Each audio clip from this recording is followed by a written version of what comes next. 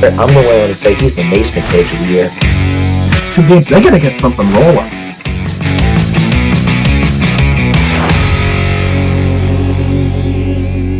This is the Sports Saga podcast, and it's presented by Aldias Electric. Hello, everyone, and thank you so much for joining us wherever you're watching or listening. Brady Kudo with Keegan Hamlin, and our guest, a college football writer for CBS Sports, SHEHAN Jeyarajah. SHEHAN, thank you so much for joining us.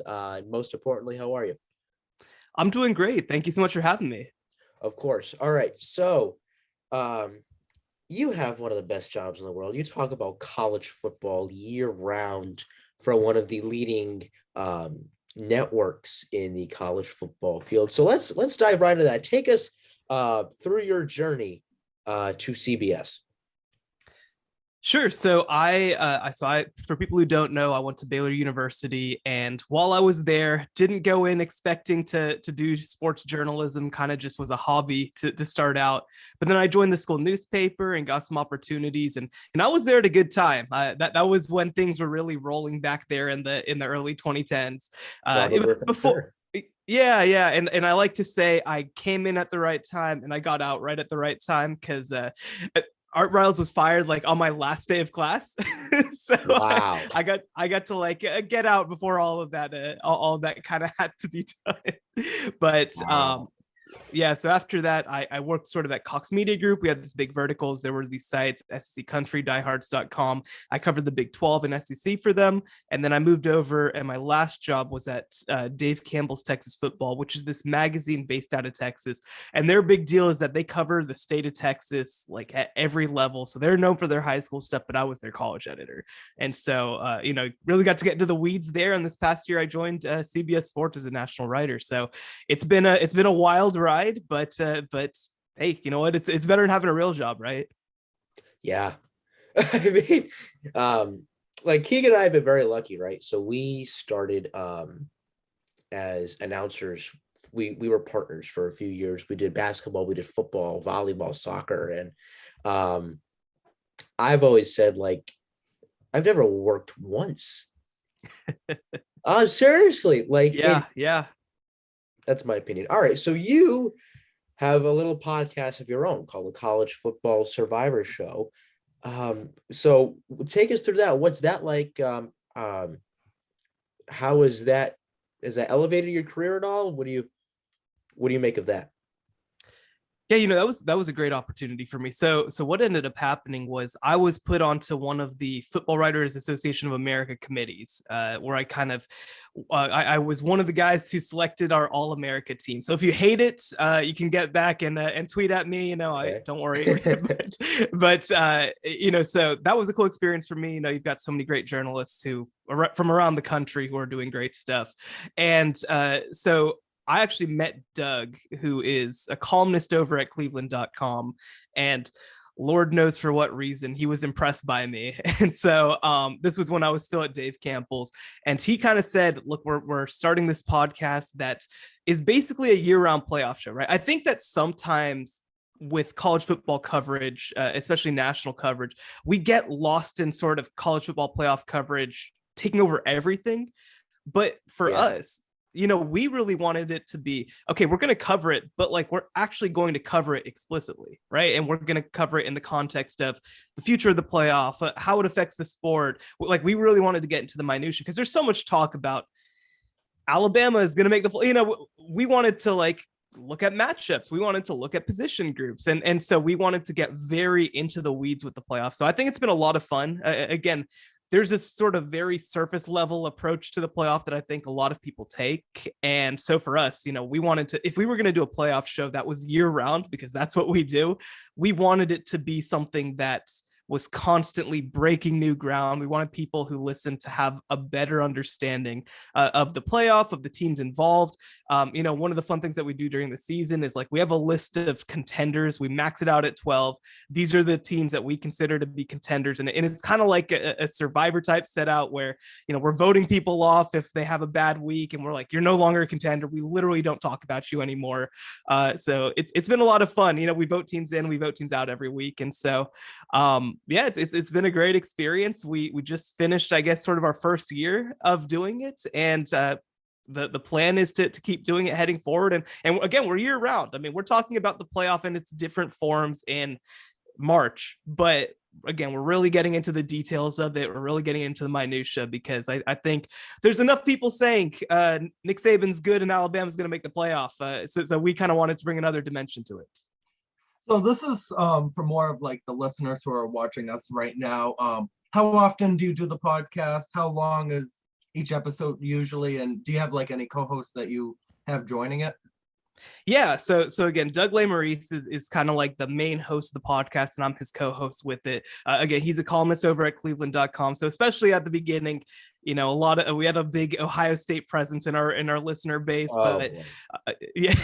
So we had an opportunity though. You know, we're part of this great company called Advanced Media, which it's the group that owns cleveland.com, oregon.com, al.com, all these sort of groups around the country. And so we have a great opportunity to kind of engage with all of those bases.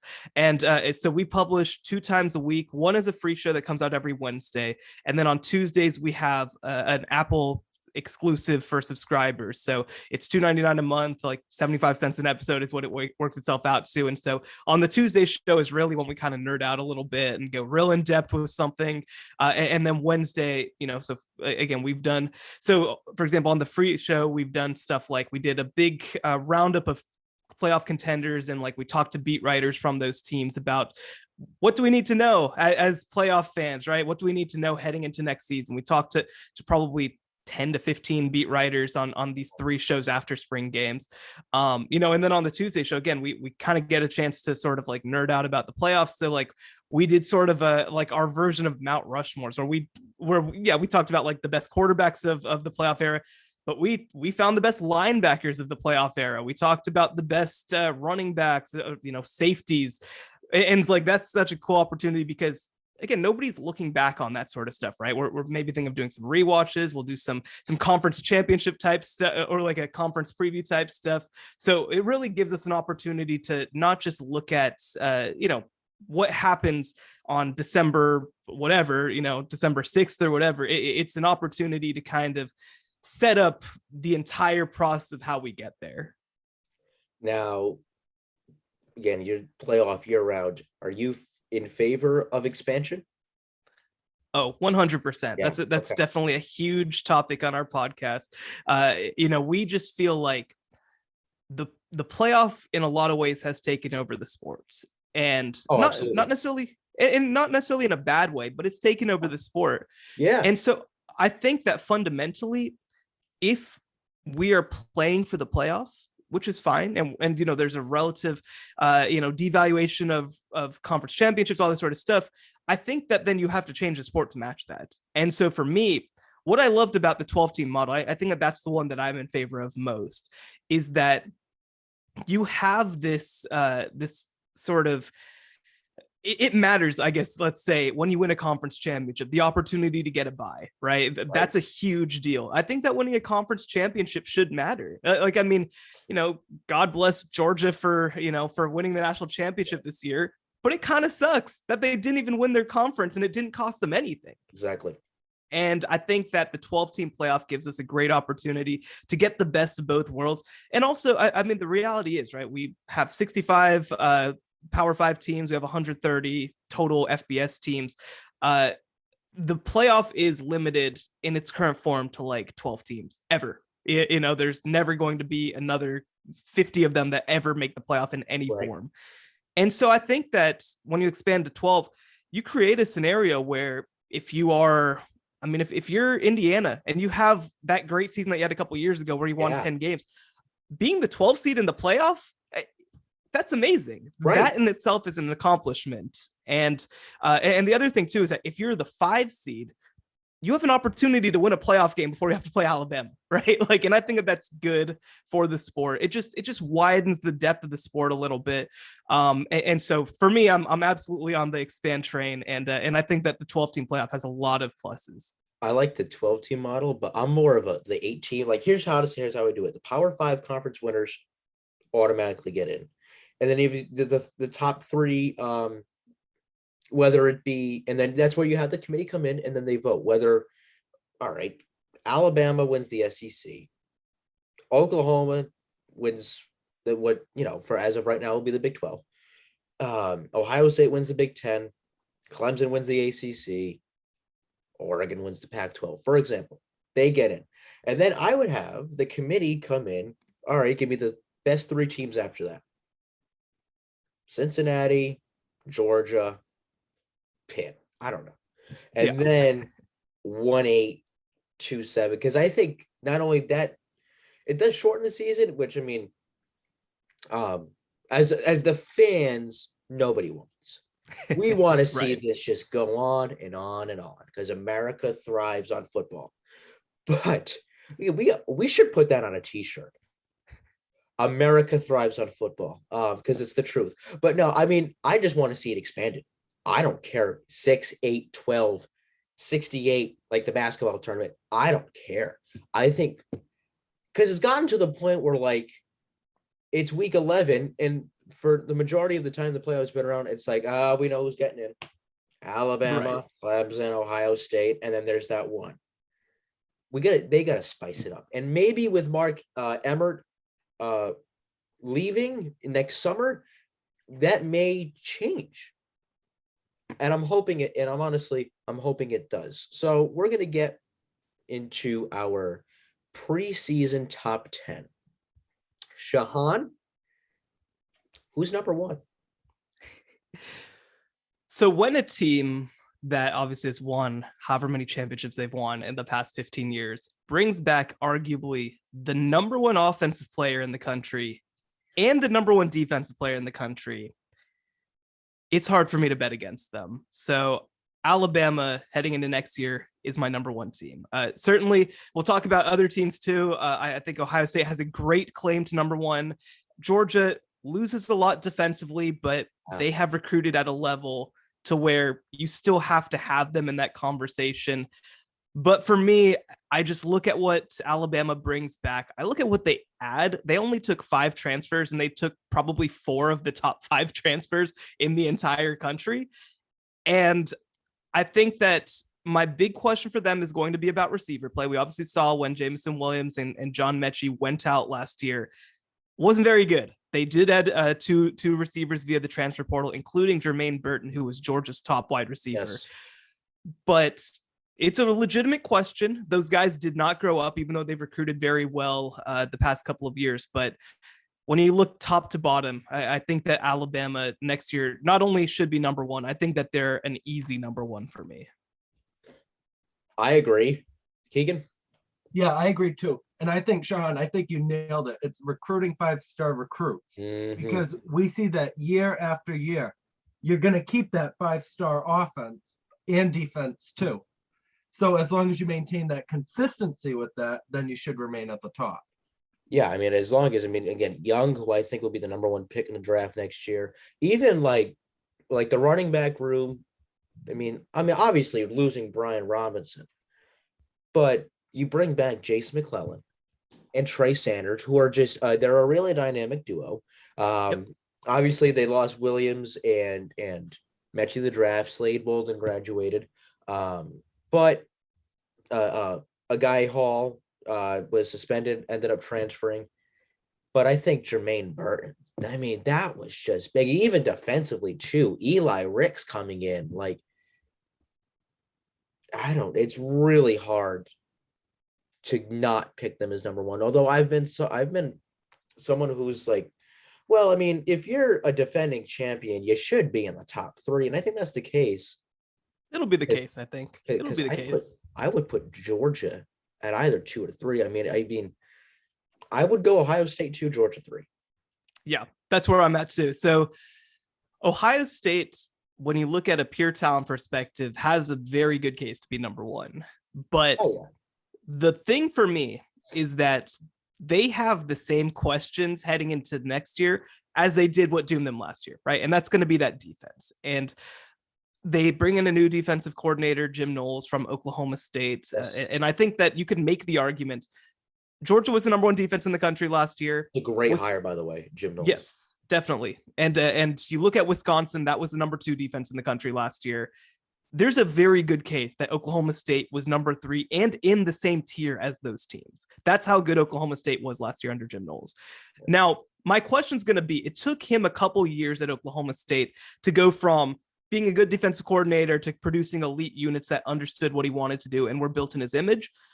But you're at Ohio State. You got the talent. That's not going to be the question, right? And so I think that one of the things that Jim Knowles has done very well historically is match his scheme, match his play calling to his talent. And so I'm curious to know how long it's going to take. And certainly, I mean, I think that we see this. I think we saw this at Ohio State last year.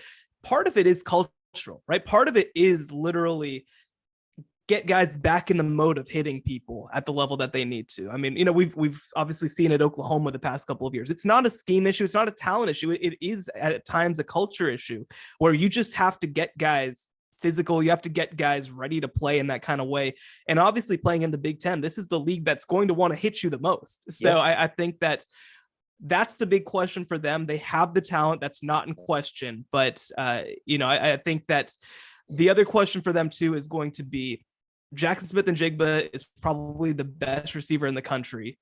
Who comes up behind them? They have good players. They have really good guys. Marvin Harrison Jr., Julian Fleming. They've got all sorts of guys who are going to be behind Jackson Smith and Jigba. But who else is kind of ready to grow into that role? Because last year they had Garrett Wilson and Chris Olave, 2 first-round NFL draft picks. So it's going to be a little bit different, but I think that maybe CJ Stroud improves to make up for some of that gap. And you look on paper, again, football's not played on paper, but you look on paper, I think that Ohio State and Alabama right now are on a collision course for the title game. Things can change, but I think that those are clearly, to me, the 2 best teams in the country.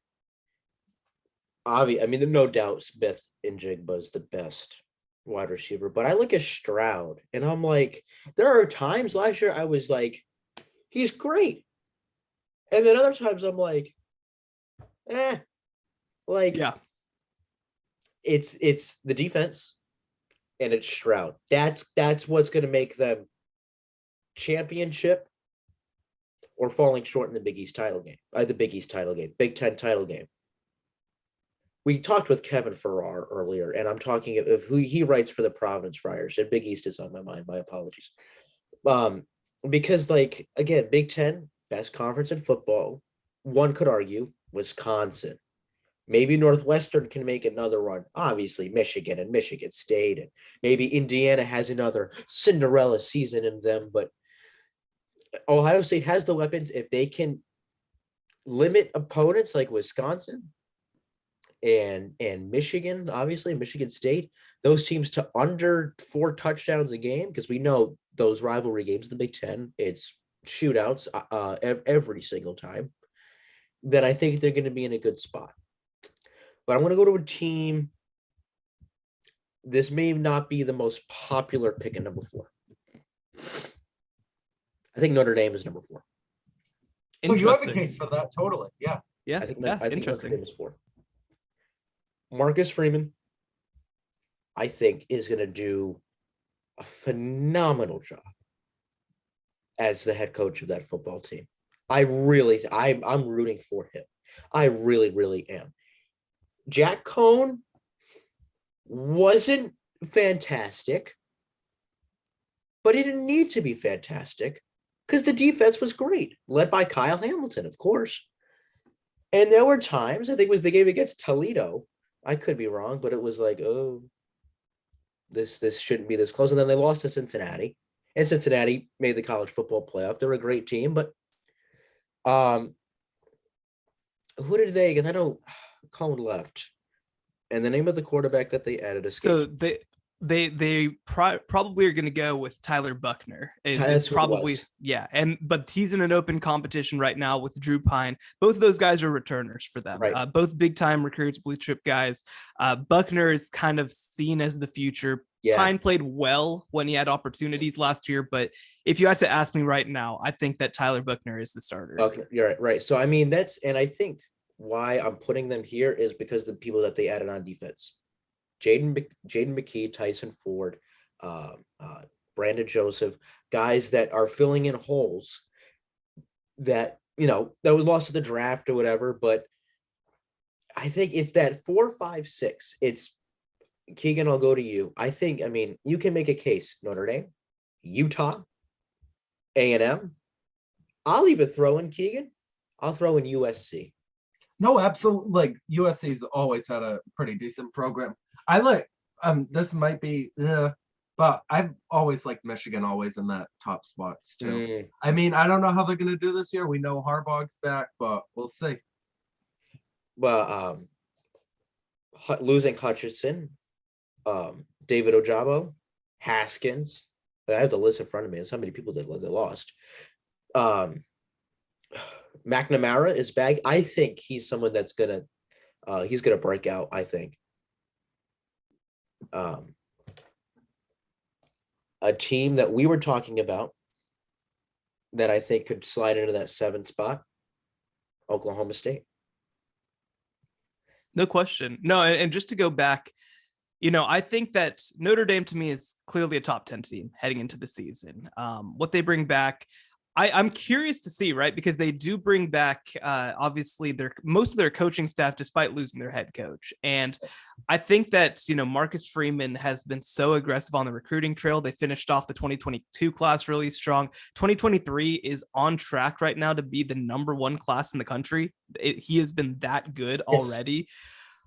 The thing that I'm curious how quick the turnaround is. I will mention too, Brandon Joseph, the transfer from Northwestern at safety, he has a chance to maybe be the best defensive back transfer in the country. He was a star at Northwestern during the 2020 season when they made the Big Ten championship game. He was the biggest member of that team. Right. I believe he was the first team All-American that year. And last year, yeah, I think that I should know because obviously I helped pick that team. But I think that that 2021 Northwestern was awful. He kind of got lost in the shuffle because Northwestern was just bad because they lost everybody. Right.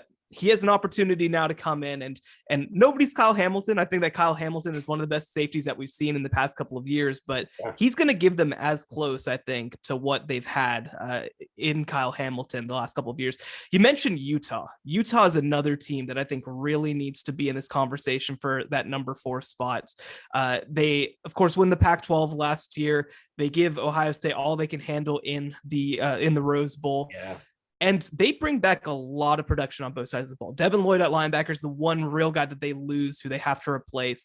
But, you look at what they bring back offensively. Tavion Thomas is back.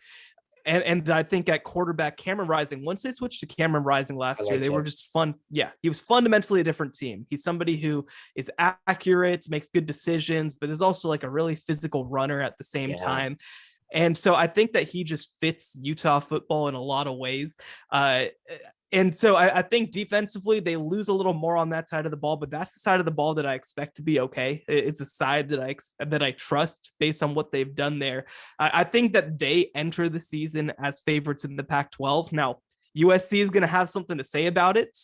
We haven't seen that team take the field as yet. I personally would have them in my top 10 right now. I think that they are in that group fighting. And I will mention too, Alabama, Ohio State, Georgia. That's a tier to me. I don't think anybody else is close to that tier. I think that's the consensus top 3. I don't think anybody else even has a case, to be honest. And then that's where I think the second group is interesting because you're used to seeing Clemson there. You're used to seeing Oklahoma there. Both those teams, I think, have an opportunity to break into that group, but I don't think that they are penciled in maybe as they've been in previous years. And you kind of mentioned as well, Oklahoma State, and I'd also mention Baylor. I think that both of those teams, with what I think Oklahoma State, they have to replace more defensively, but they bring back a lot offensively. And same sort of deal with Baylor. But, great coaching staffs, have returning quarterbacks, which I think will be a big deal for them, even though Baylor switched quarterbacks. I was going to say the loss of Barry Bohan. Yeah, but Blake Shapen beats him out in spring practice. Obviously, he played really well in his opportunities last year.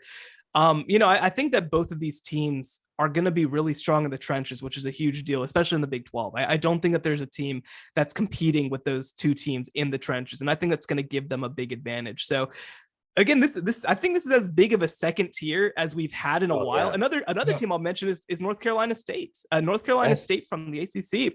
Devin Leary, great returning quarterback. I think that he has an opportunity to be special for them. And defensively, I believe that they rank top 5 nationally in returning defensive production. So again, there's a lot of teams to mention, I think, but I think that it sort of shows once you take Clemson and Oklahoma out of that surefire slotted in picture, I mean, things have really opened up, and I think there's going to be a real battle for that 3rd and 4th spots. I'll throw another one in there. Pitt. Yeah. Keaton Slovis is coming to the ACC. And you know what? He's the best quarterback in that conference. I've never been a DJ Uiagalelei, how do I say his name, fan? Yeah. Like, honestly, I saw him one time. I was like, they overhyped this guy so much. He's not good. No. He's not good. And Clemson was a good team. They were a good team. If you replace him with who was like ish last year, Jack Cohn. Yeah. I'll even go. If you put Phil Dracovic from Boston College, who is probably the best quarterback that nobody's talking about. Yeah. Speak for yourself. I talk about him plenty, but yes. All right. And you put him on that Clemson team, they're in the ACC. They have a legitimate shot at the playoff. Yeah. And I think Boston College. Yeah. I'm not saying they're that tier 2, but I mean they can they'll fight to be in the top 25, no question. Absolutely. And so I'll push back on one thing that you said. I think that Keaton Slovis is going to be fighting for that top group, but the ACC this year is the conference of quarterbacks. It's a really strong group of quarterbacks. Devin Leary, like I mentioned, from NC State's going to have a case for that. Sam Hartman from Wake Forest. My favorite kind of under the radar guy at Virginia is Brennan Armstrong. Brennan Armstrong just threw for 1,000,000 yards last year in a system that isn't especially quarterback friendly. No. He's going to be back working under Tony Elliott this year.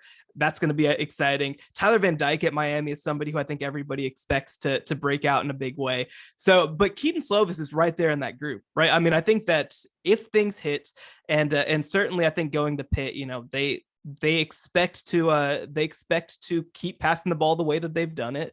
I think that they're going to be aggressive with it. And so I think that, obviously the big question is going to be about Jordan Addison. If he comes back, I think that this team has a chance to break into that top 10 group.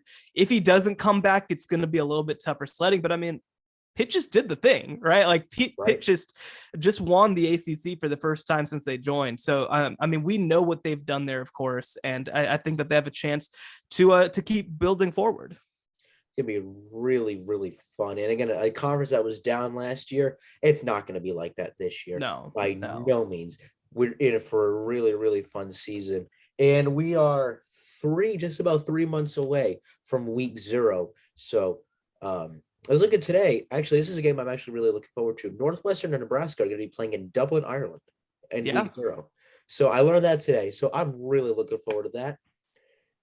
And what will probably be, as to my liking, another national championship for Alabama. For Keegan Hamlet and SHEHAN Jeyarajah, Brady Kudo here. If you liked what you saw today, please like, subscribe, and find us across social media. You use that in the link tree in the description below. And we're out.